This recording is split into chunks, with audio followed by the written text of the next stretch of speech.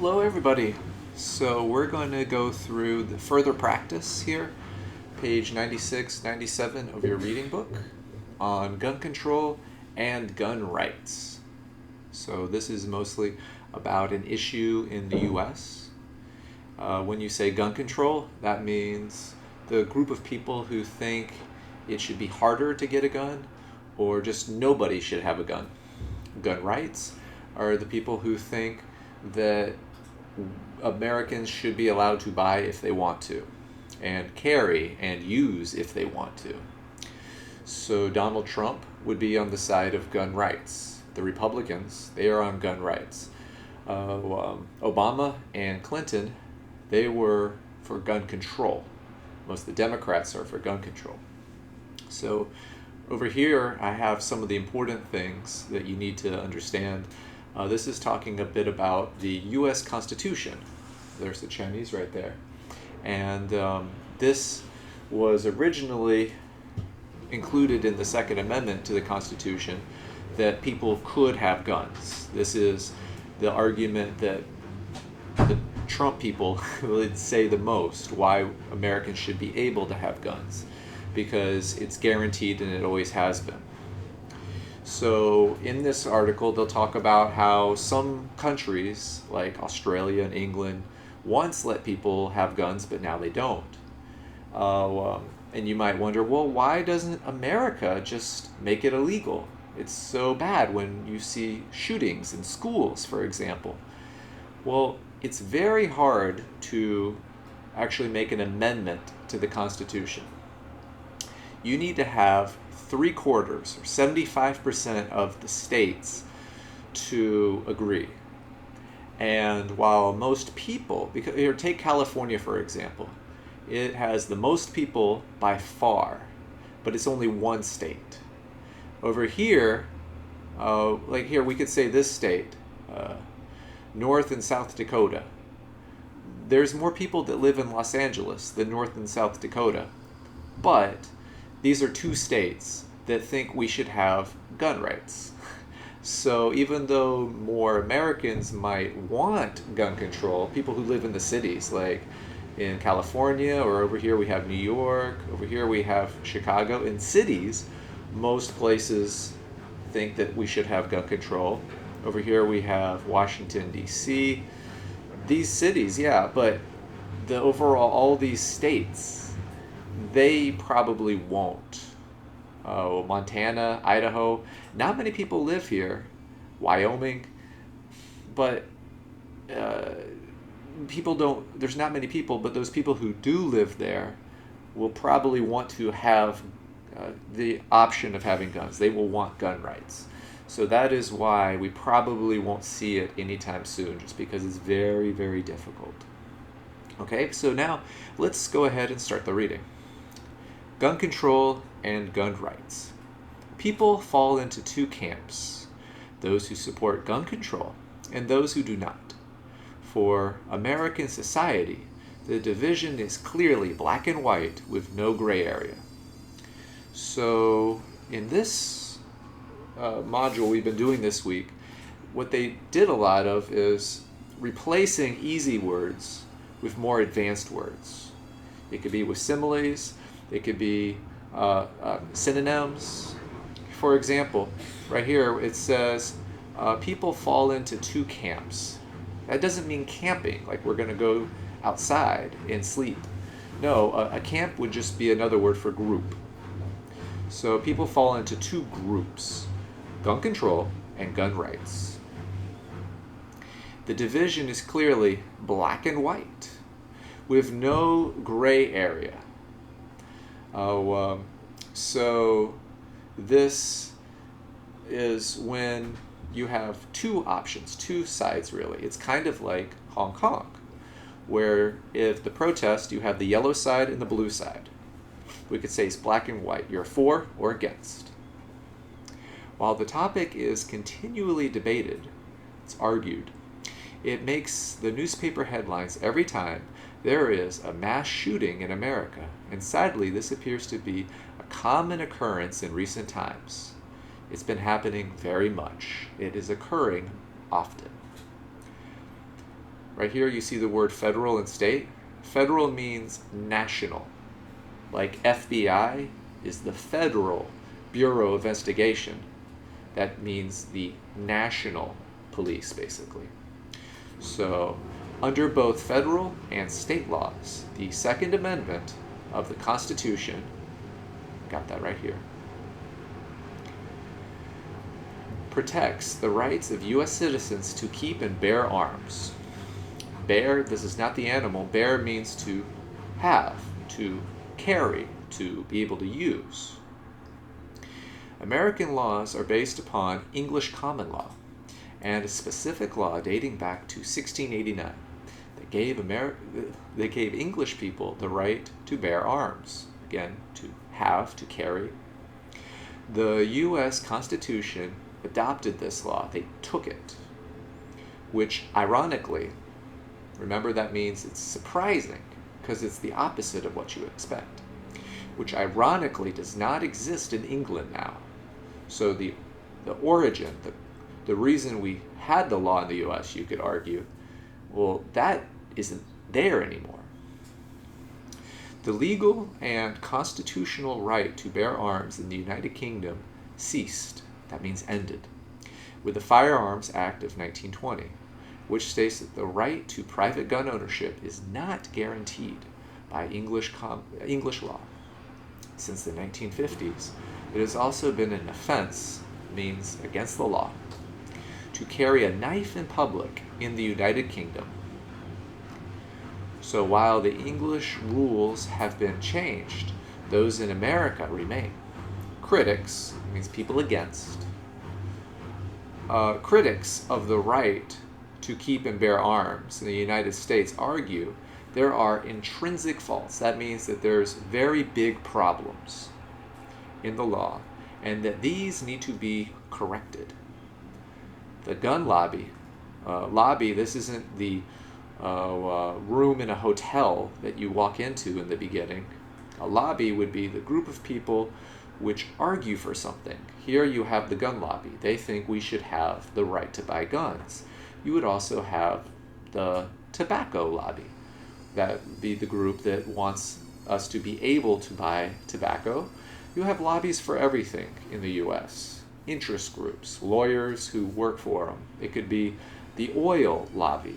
It could be the chicken lobby, a group that wants to have government help for people to buy more chicken. You have lobbies for everything. The gun lobby is one of the most strong and powerful, though. The gun lobby argues that as it is written into the Constitution, the laws cannot be changed. And that's kind of what I mentioned before. You would need 3/4 of these states to be blue, whereas right now they're not. And these that are in the middle, like where I'm from, North Carolina, that means that people are kind of 50-50. It could go either way, but South Carolina, for example, will not change. They still think we should have guns, the majority of the people. So that's why it's very hard. You would need most of these to turn blue.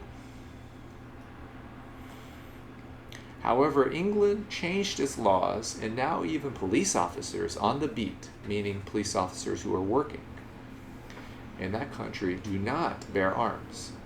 Australia changed its laws after a mass murder in Port Arthur on the tranquil island of Tasmania in 1996.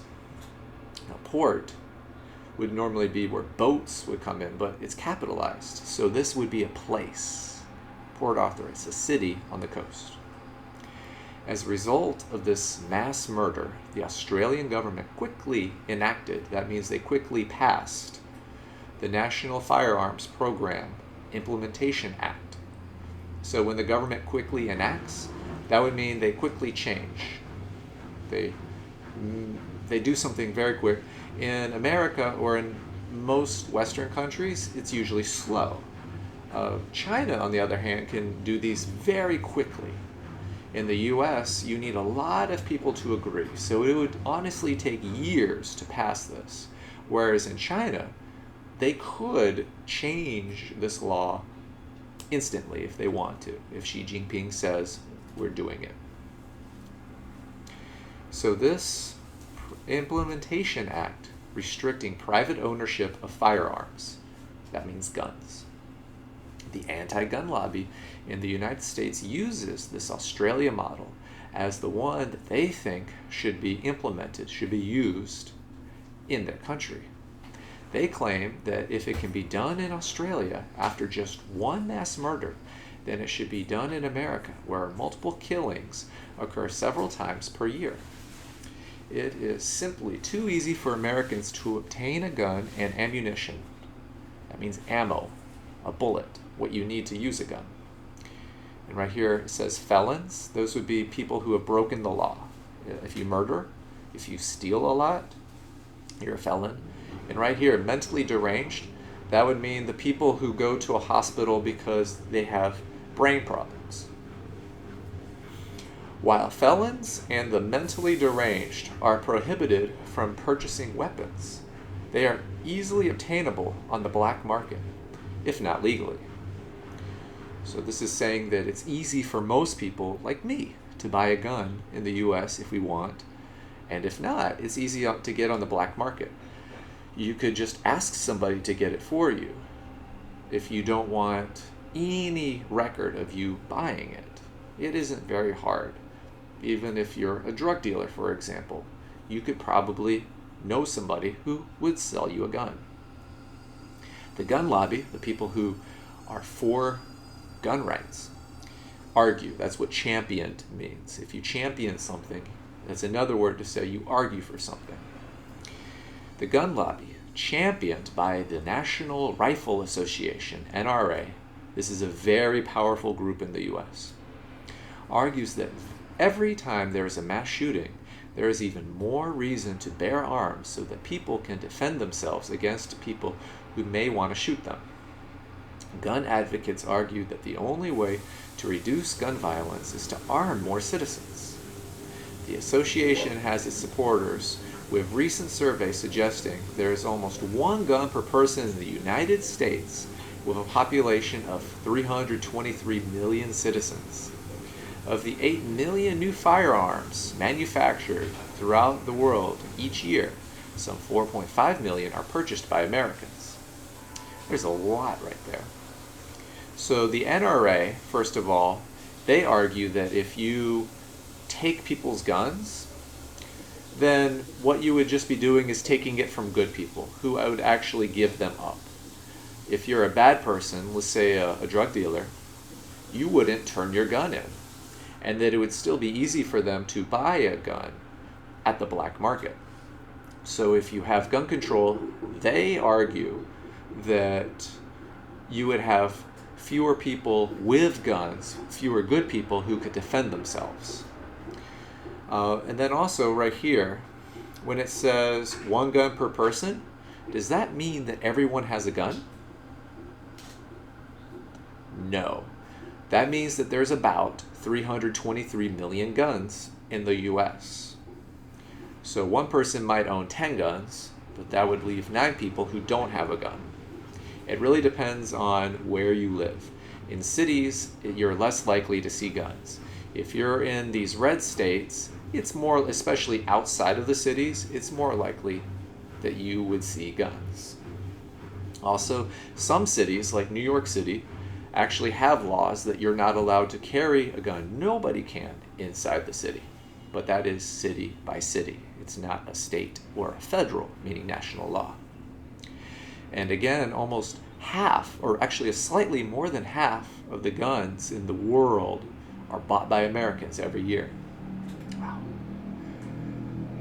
With so many guns around, it is not surprising that so many people are killed by them. Figures, numbers, in other words, for 2016 indicated that there were about 11,000 gun-related homicides. That means murders in the USA. These accounted for 70% of all homicides, but the figures per head of population are actually higher in countries such as South Africa, Mexico, Honduras, and Colombia. Observers note that these 4 countries are all developing, with ill-defined and policed laws. So here you have about 11,000 gun murders in the US every year, or in 2016 you had that many. But actually, in these countries, you have more per person. With, let's say, 1,000 people, you're more likely to have a gun murder in these 4 countries. But these countries are not developed. They're not in the same group as the United States. Ill-defined law, that would mean a law that doesn't make sense. The police aren't even sure what it means. Or police laws, meaning they might have a law in one of these countries that say you can't have a gun, but maybe the police don't care. The anti-gun lobby, the people against guns, like to compare gun-related homicide, that means murder, numbers, figures, for the United States with the figures for developed nations with good laws and good law enforcement facilities. So if we compare America to other countries which are similar, that's what they're talking about. Here, the United States fares poorly because countries such as Italy and Canada have fewer gun-related deaths. Statistics for countries like the United Kingdom and France are 30 times lower than in the United States. In countries such as the United Kingdom, where the police on the beat do not carry weapons, again, that on the beat means you're working as a police officer, and it is an offense for the public to carry weapons, there are very few mass firearm killings. That would mean there are very few times that a person with a gun would kill many people at once. Compared to the United States, incidents in the United Kingdom are almost negligible, meaning almost zero. The anti-gun lobby in the United States uses these statistics, these numbers, to illustrate that where there are no firearms, there are few mass killings. They claim that the killings will stop when citizens are denied access to weapons. So I know this is a difficult topic. Some of the words are hard, but also some of the argument is hard. Some of the history is hard to understand. So please send me any questions you have. And I hope you have a great day and see you again soon.